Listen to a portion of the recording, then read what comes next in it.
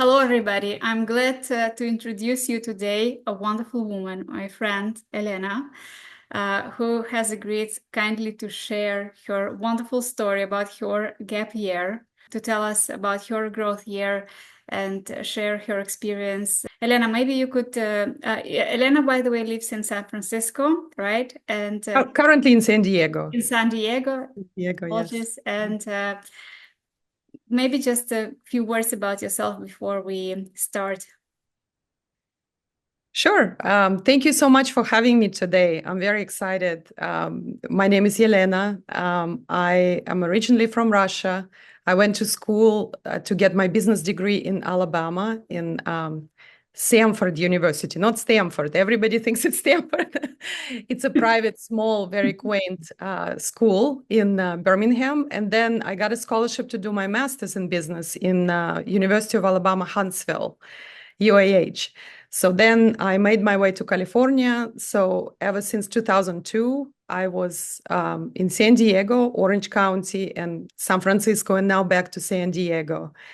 My professional career, I've done some sales, international business development. I've done some operations and public relations.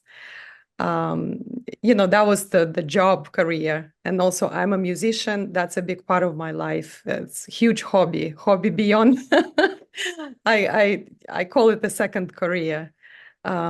So that's about it. My growth year started very unconventionally.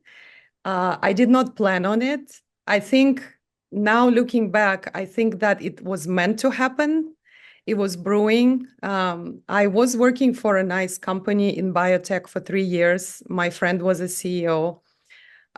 It's a very competitive market, and recently a lot of companies funding dried out. So our company was one of the companies funding dried out. So they laid off a bunch of people, including myself. That was back beginning of May. So it's been 6 months now. So my growth year started as being laid off. And I always joke that people say, "Oh, I'm so sorry." And I always say, "Oh, that was the best thing that could have ever happened to me." This was perfect timing because I was thinking about reassessing my life.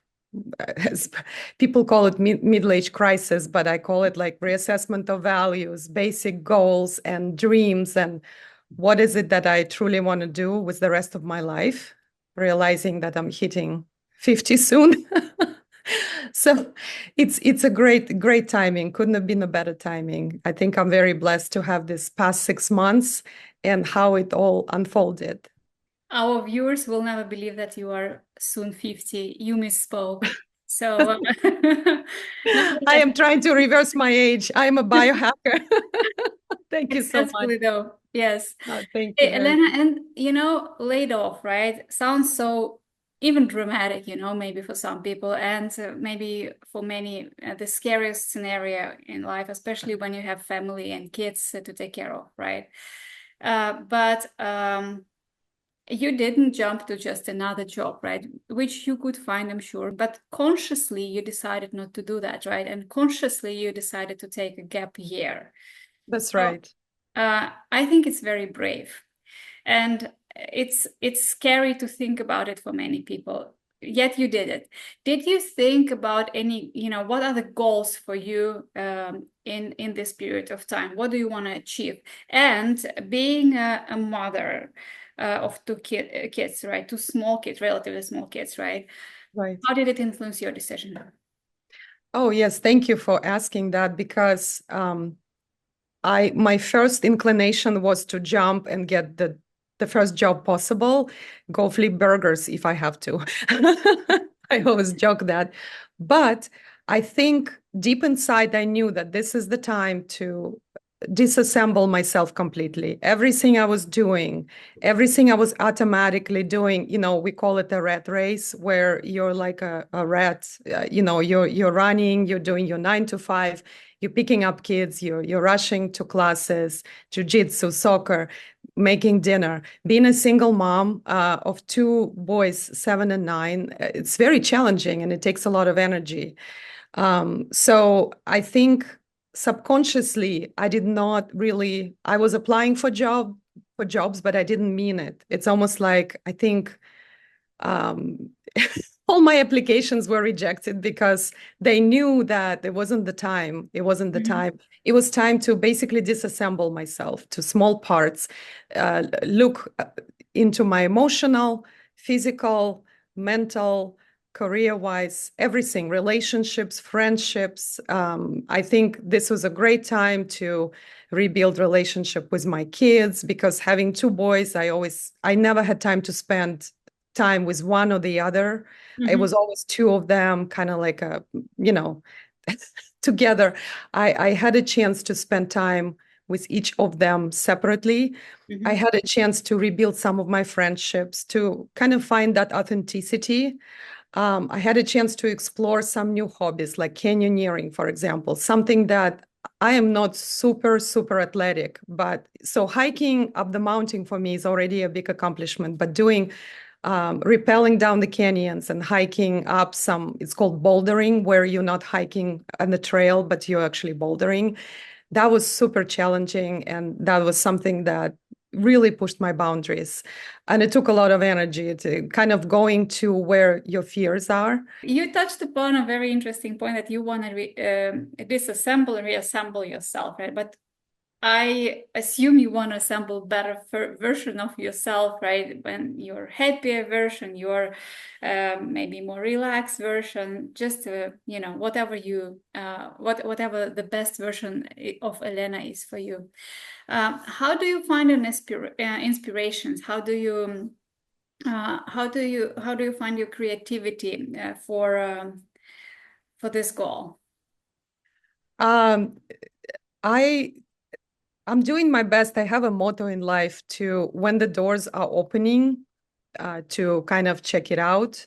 I am up for exploring, with not risking too much my life or the life of others or anything like that, but with a controlled risk. But I am very open-minded. I would like to experience new things. I'm open for new ideas. I meditate every morning, working on my mental health. I pray. I do my best to have enough spiritual, faith inside of me that everything is working out for the best. But I'm very open to, I don't just think at this point of my life that your career is all you are, that your career 100% identifies you. You are, who you surround yourself with. You are what you're exposed to in terms of movies, books, podcasts. I listened to probably 200 podcasts and read so many books from, the monks to, some other, personal growth books.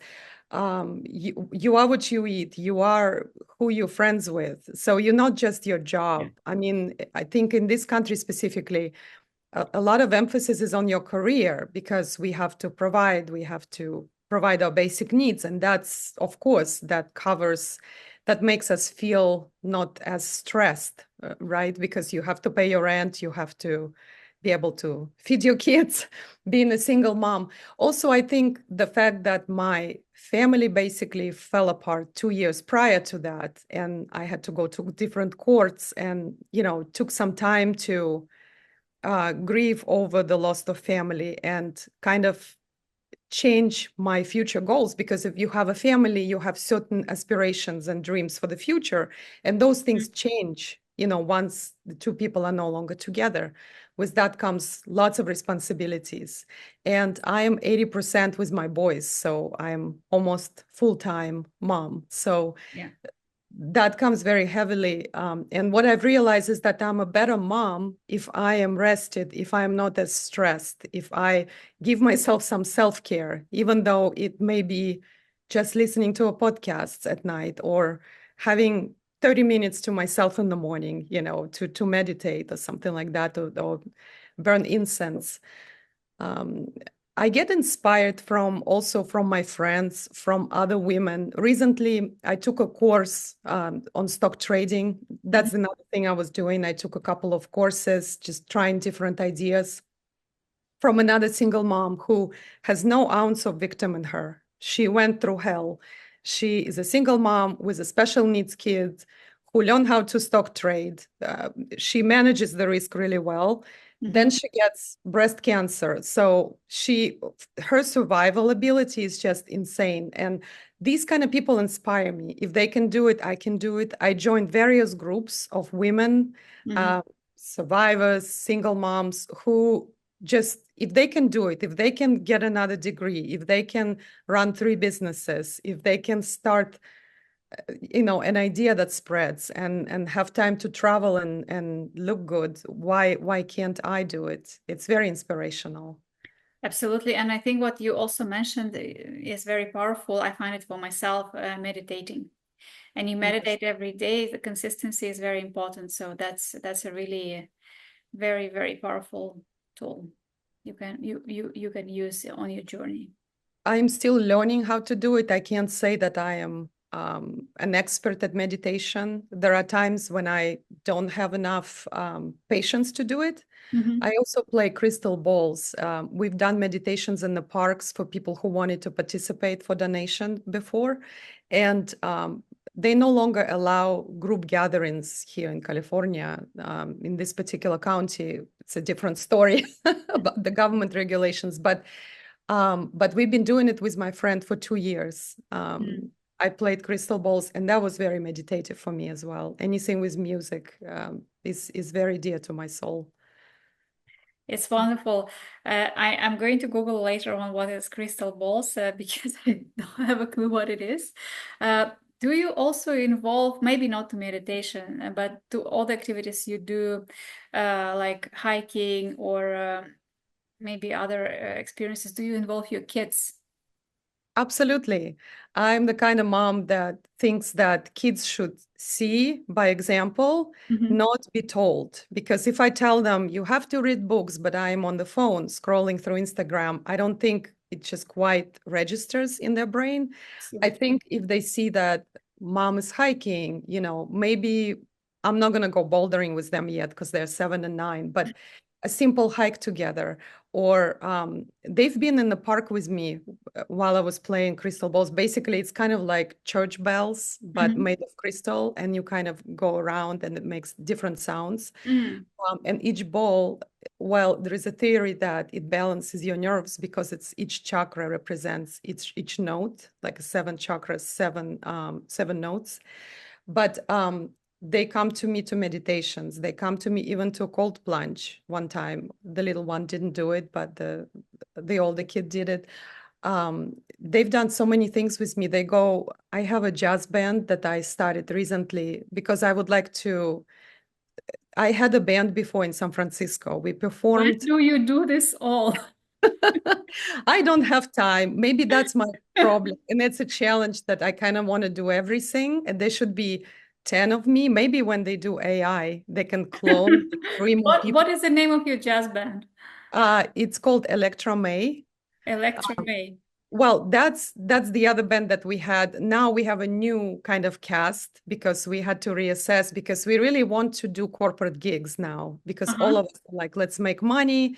We can Okay. have jazz standards and we can just go to corporations and perform 2 hour sets. Hmm. And but it's quite fun to work with musicians. They're all professionals. They all have jobs, but their level of music comprehension, understanding, and passion is so amazing. I just truly enjoy it. Um, so, these past 6 months, during those 6 months, I was able to experience all these things and then travel just a little bit. Um, a little bit of a challenge is that, when you're not working, you don't get paid. Therefore, you can't really do whatever you want completely. You can't do, you can only do as much as your finances, Right. let you do it. But I'm trying to do as much as I can. I think my understanding is all these experiences are going to shape kind of a new version of me. In some ways, some old parts will stay, Hmm. but I think it will shape a new version that will go forward, that will be more clear about what do I want in friendships, what do I want in my relationships with kids, what do I want in my career? Do I want a 9 to 5 job? Maybe I want to maybe I want to switch completely, Or maybe and you want to be, you want to start your own company, you want to start your own business, right? that's right. That's right. Because I know that you have been actually thinking about it. Can you tell a bit more about it? Have you ever thought before your gap year actually started that you could be, um, you could be entrepreneur? Yes. Well, it was a great experience. I met a gentleman who was involved in blockchain Mm-hmm. through music, actually, because he had a recording studio in his house. And I mentioned that I was being laid off, and he said, "Well, let me show you my idea, and I Mm-hmm. would like, to explore it further." So we took about almost 3 or 4 months. I learned so much. I learned how to write the statement. I learned how to apply for, funding. I worked with small business administration. They were counseling us for free, and we also found two more people that were involved with it. But at the end, we didn't agree on the governance structure of the company. It was just too complicated. But I learned so much about venture capitalists. I learned, there are a lot of women's angel organizations that would actually you can do pitches, and they will provide some funding for your startup if they see value. At the end, it didn't work out because, as I mentioned, he didn't want a particular structure that attorneys suggested. He just wanted kind of his way. But it Mm-hmm. was his idea. He was free to do whatever he liked. But it was a great learning experience. I'm so grateful. And it stimulated my brain. I didn't want to completely go into meditation and, music, and then 6 months later or a year later to realize that I am so far away from that world. I don't even know what's going on, but it kind of stimulated the part of the brain that was still thinking numbers and pitching Right. value and sales. And I'm grateful for that. That was a great, great, because you have to sell yourself. Even if I'm going to end up getting a job 12 months down the road, I have to sell myself during the interview, during anything. So You're getting a lot of experience, of course, through these experiences. You get to know more inside of yourself, what you're capable of, and outside as well, what the world has to offer. Do you think about specific area where your probably your next startup will be? well, I was learning a lot about psychology, about human brain, neuroplasticity, all the wonderful things, how people now connecting science and spirituality, and Mhm. a lot of very world-renowned scientists these days. They're kind of on both realms. It used to be one or the other. It was very polarized. Now it's like merged together, and you have no choice but kind of have to be exposed to spirituality. They're now even proving that there is energy and all these other things. And so um, I was thinking in some realms of psychology, also self-growth and so on and so forth. I think the future is people who live from the heart and authentically, and that is the route to go in a way. I'm not trying to discard all the people that are engineers and building roads and, but somehow finding the way to live from the heart, I think that would make people happy, especially in the world of AI. And, the more this morning I attended the tech meeting, coffee tech meeting, and people just said that by the year of 2026, everything's going to be AI. So, you know, so probably learning those types of skills, how to manage, how to AI prompt engineering and so on and so forth will be very valuable for the future. Yeah, AI can have a lot of knowledge, but it will never have soul of human, right? So That's right. that's That's right. that's very beautiful what you said that that everything now should come from the soul. And even if you're an engineer, your next project should come from the soul, right? And then it will Right. be it will be fabulous and beautiful. Yeah, they say that AI will always reflect back to whatever you're feeling, but just like a psychopathic personality disorder, they can mirror you, but they do not really have a heart. So Even though some of the movies, they show that even the robots develop attachments and a heart, who knows what's going to happen. Maybe Isaac Asimov, iRobot, that's what's going to happen, you know. Eventually AI will merge with the humans somehow, who knows? We don't know. We don't know. Yeah, I see. It's interesting, and it's amazing that you have time, to look. If you would be still working, right? Your life would be different. You would never attend those coffee meetings. You would never read all these books and the podcasts and meet all these wonderful people considering starting your own business, etc. So it all turned out very good for you.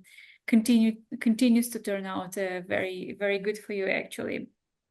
But yet, for our viewers, actually, it's also very interesting usually to hear about the true challenges people are facing during this gap year. And you already mentioned that financial for you, it's a bit different because many people who consciously, intentionally take a gap year, they usually financially prepare themselves. So you didn't have time to prepare. So obviously, one of your challenges is financial challenge. What are the challenges, maybe mental challenges, and how you cope with them? Absolutely. You're right. Most people would just prepare, or the companies would be kind enough to provide that service and say, go ahead. And it's so interesting. I've been meeting a lot of people that actually the companies let them go for 6 months, for a year, even more. It's Mm-hmm. very interesting. But the other challenges are, of course, fears. We all fearful of the future. And even though they teach us be in the now, think about the now, and all the fears are just illusions and so on, but easier said than done. Uh, a lot of fears about the future, naturally. A lot of, what if I lose my skills? What if you know, trying to kind of keep your finger on the pulse of the market in terms of that's why I'm so interested in AI right now. I'm noticing so many companies are changing, 25% AI, 50% AI. There's got to be somebody who's going to run the programs and do maintenance and upgrades and so on and so forth. There are some fears, of course, and also I think the focus. You have to, even though you have all this free time and being focused on making sure what are you trying to accomplish during that year.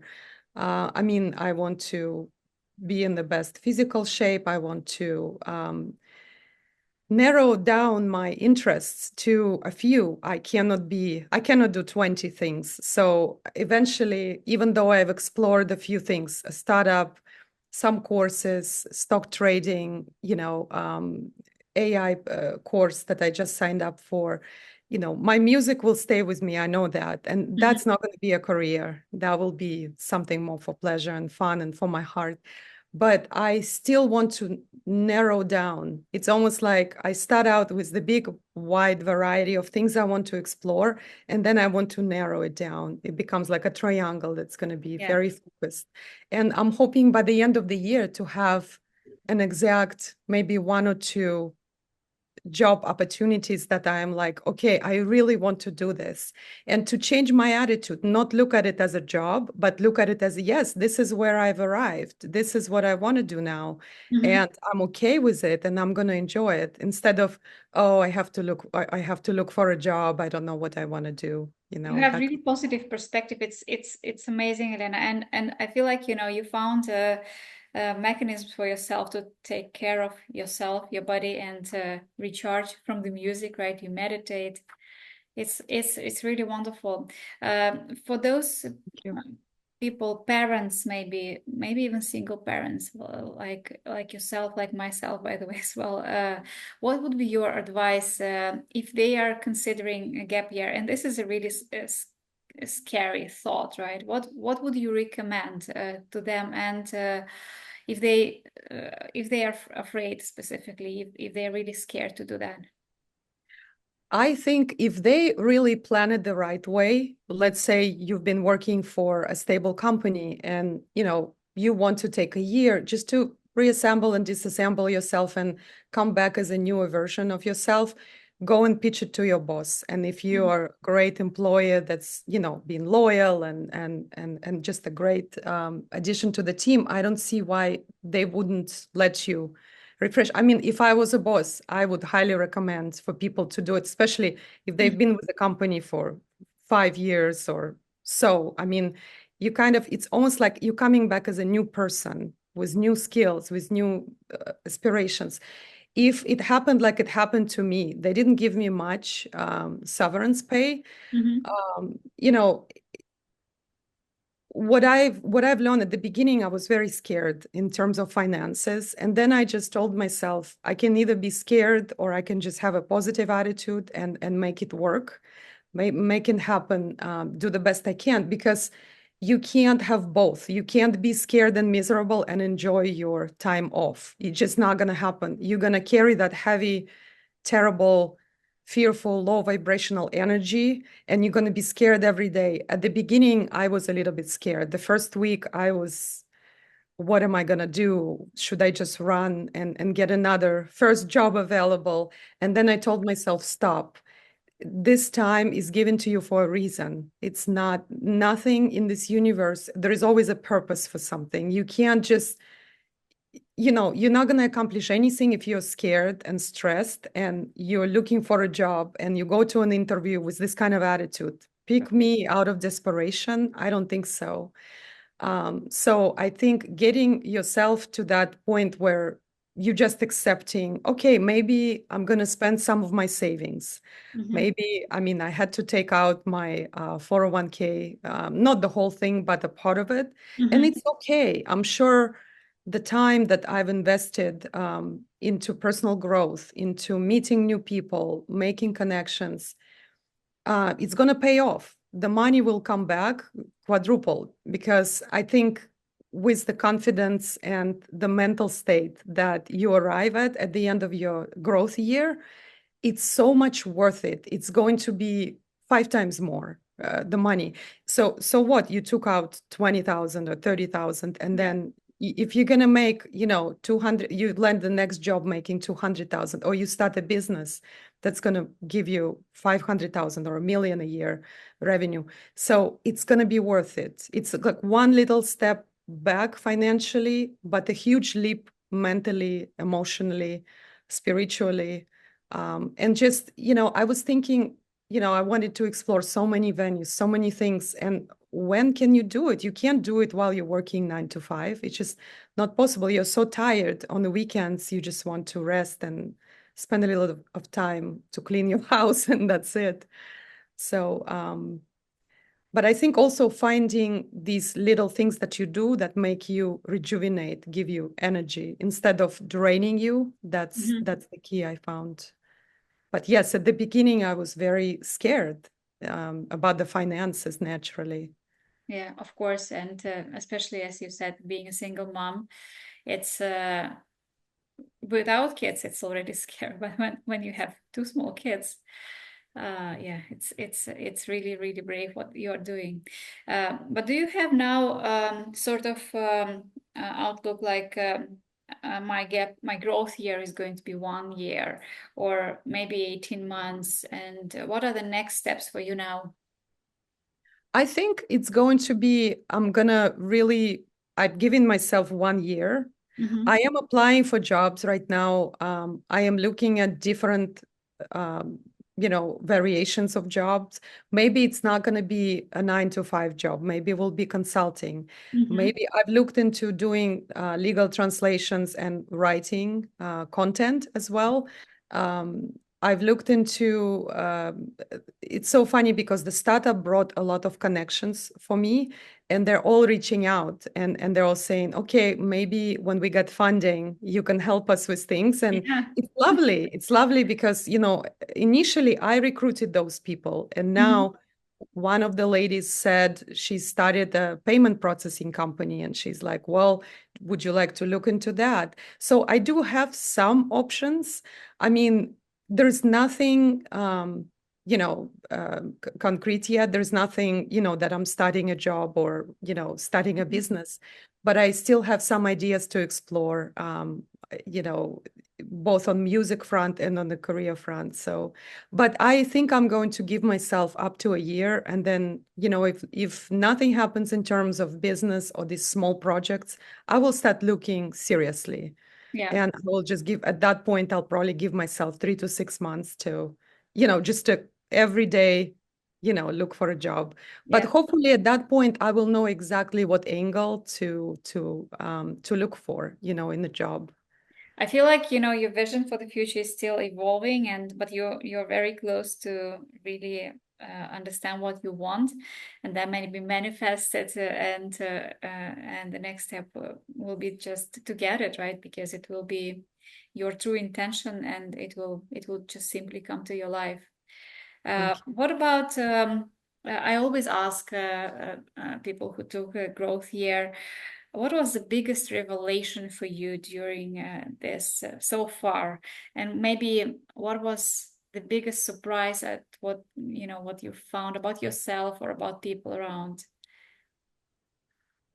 Some biggest surprises, I had a chance to closely look at my friendships and the relationships, even with some family members. And it just kind of, I guess, creating more authentic connections with people that truly cared about me. And then realization that some people just, I thought they were my friends, or and then I was just projecting my energy onto those people. And that was my perception. But those people may not be such close friends, and it's okay. That was just not their choice. But in my perception, in my world, they were my friends. So that was surprising to me, and that's okay. Now I know I had a chance to look at everything like through a loop, like to see Mm-hmm. everything closely, because I felt like during the rat race, you're on automatic. You're just doing things in emotion, like Yeah. attitude, and a lot of little details you just can't see. You just don't have capacity to see because you're so spread out and Mm-hmm. so overwhelmed with the job and this and that. And now I have capacity to kind of increase my vision on one thing, and then say, okay, oh, this is how it is. It's okay. I'm Mm-hmm. accepting it the way it is. I'm not going to try to change it, but it's not for me, or this is for me. And that was very surprising to me, how we really need more time to really get the real picture of how things are in our life. Mm-hmm.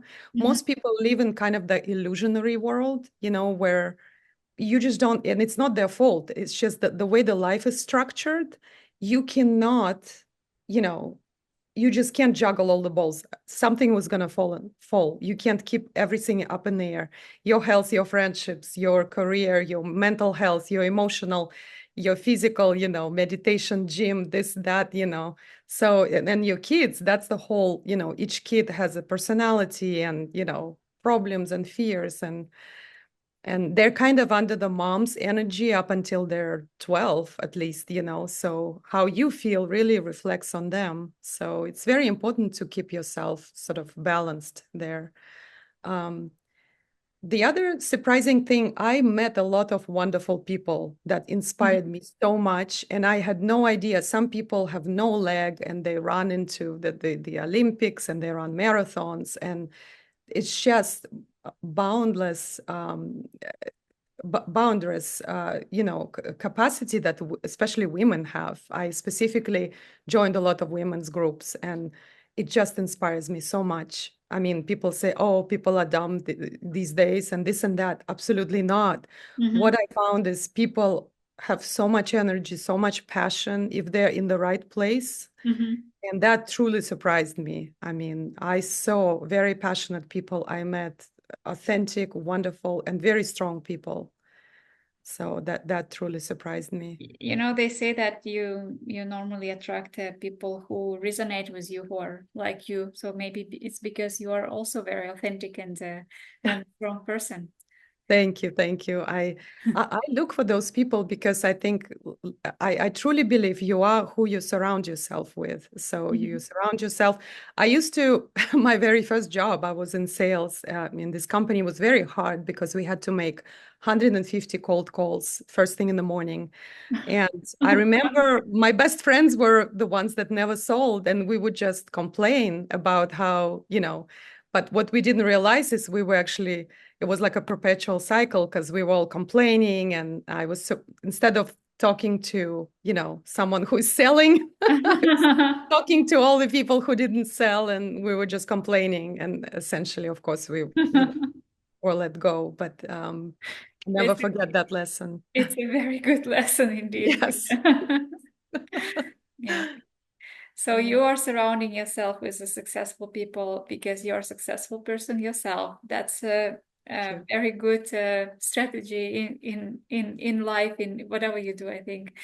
Yeah. Uh, let's move for a moment 5 years from now, and or 10 years from now, and the YouTube still will be there, so you can watch again this video That's right. 5 years. So, what do you think you will you will think about this growth here? Oh, I think I will appreciate it. I think this is my, when you're a car and you need a big time maintenance, so, complete tune up. This is what's happening right now. I thought about, what will happen to me if I never meet anybody and it's just me. And then I meet women who buy homes together or live in communities and just travel and enjoy and, not waiting for the fortune to happen to them or somebody to rescue them and so on, and just kind of being proactive and living their life, like the old things that we were taught, that you have to do certain things, have families, and so on and so forth. And now it's changing. So I think in 5, 10 years, I think I would appreciate this so much. I will think this is exactly what I needed. Yeah, I think I would. I would probably. They say you reap what you sow. So I mean, I'm sowing right now those. What's gonna grow 5 years from now. This is my investment into me, into the future of our little family, me and the boys. Yeah, Um, I'm almost getting emotional from what you say. Actually, Thank you.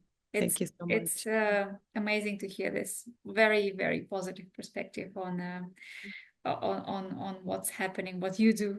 Uh, very brave step in your life. If maybe just to close up, and if you could summarize this growth here in one sentence, what would it be? Um, I would say just when you go into cold water and you want to swim, you just jump in. It's better than just like going tippy-toeing. I think kind of jumping in, if you decide that you need a break, anytime, you go to your job and you feel like your energy is drained, doesn't necessarily mean that the job is bad. It may mean that you're one of the balls that you were juggling is just like falling big time. It's either your mental health or emotional or spiritual, or which is a very important component, or your friendships or your support group or anything, and you need a break. And we are, as human beings, we're not meant to just work 9 to 5 all of our lives without a break, especially in the States. They give you, I mean, some companies are very generous. I don't want to Mhm. generalize, but a lot of companies will start you out with 10 days vacations a year. And Yeah. it's just not enough they say you completely rejuvenate somewhere on starting on the second week. So you need the break. You need a break and you owe it to yourself. You owe it to your loved ones as well. To summarize, just go with fearless, no regrets, spend money on yourself. Don't regret the money because it will come back. I believe it will come back like 10 times more. So this is Thank you so basically my much. summary. I'm a big fan of growth years, and I think people should probably do it once in every 5 years, but especially in the they call it middle age crisis. Men face it and women face it as well. As women, physiologically, we're going through perimenopause and menopausal times. And now people speak more about it, openly. People didn't used to speak about it at all. Yeah. Everywhere now they're speaking about menopause and what women go through.